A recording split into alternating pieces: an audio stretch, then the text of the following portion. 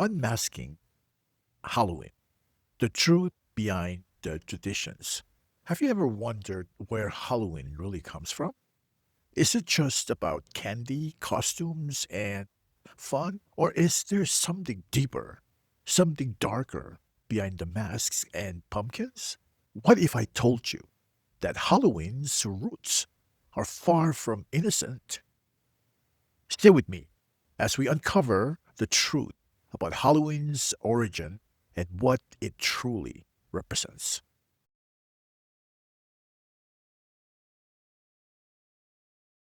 Halloween begins over 2,000 years ago with the Celtics' festival of Samhain. This festival marked the end of harvest and the start of winter, a time associated with death. The Celt believed that on October 31st, the boundary between the living and the dead became thin, allowing spirits to roam freely among the living. To protect themselves, Druid priests lit massive bonfire and offered sacrifices, crops, animals, and according to some accounts, even humans. These rituals were not celebrations of joy. They were acts of fear meant to appease spirits and ensure survival through the harsh winter.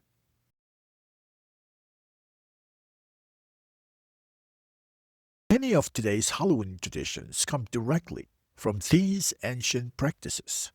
Take the jack-o'-lantern, for example. The Celts carved turnips with grotesque faces to scare away spirits. Over time, this evolved into pumpkins we use today. Costumes and masks also have ancient roots.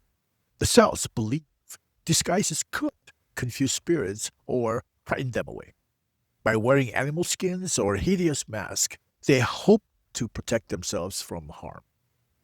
Even trick or treating has a dark origin.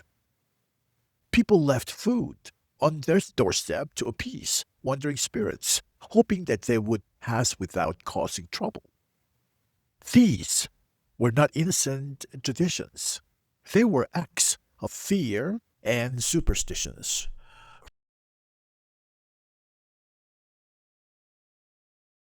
From a biblical perspective, these practices raise serious concerns.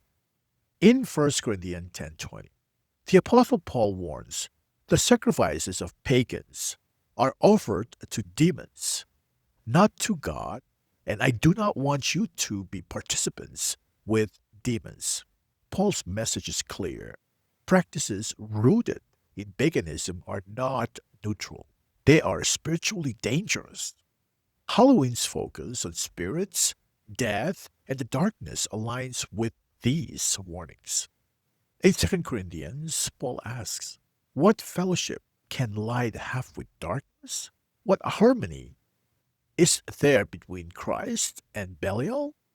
The Bible calls us to separate ourselves from practices that glorify darkness and align with God's truth.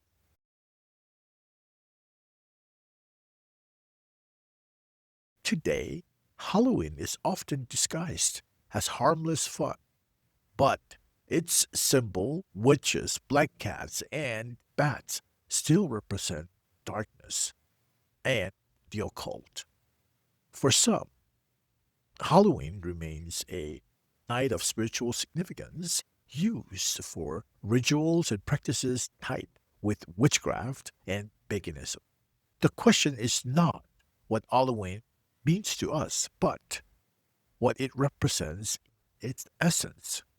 Its roots and symbols are deeply tied to fear, death, and spiritual darkness. So, me as a parent with grown children, I look back when they were in their early years, where I would want them to fit in with the rest of their peers. I remember vividly how I didn't want to ruffle the feathers and single them out. In hindsight, all those thoughts do not matter. What should really matter is to keep them away from any exposure to evil things. That would require me to stand in the gap for them and keep my guard up. One would ask, how do you do that? My answer is pray that God would shine His light in the darkness. When it is dark, we cannot see anything. We need the light to be able to see what's around us. Simple, right? Then let's do it. This information is not meant to condemn, but to inform. Halloween is not just a cultural event, it's a spiritual decision. The Bible calls us to choose light over darkness, truth over tradition. As 2 Corinthians 6:17 says, come out from them and be separate. If this video has given you clarity, share it with someone who needs to hear the truth about Halloween. Together, let's reflect our faith in all that we do. Let me know your thoughts on this below.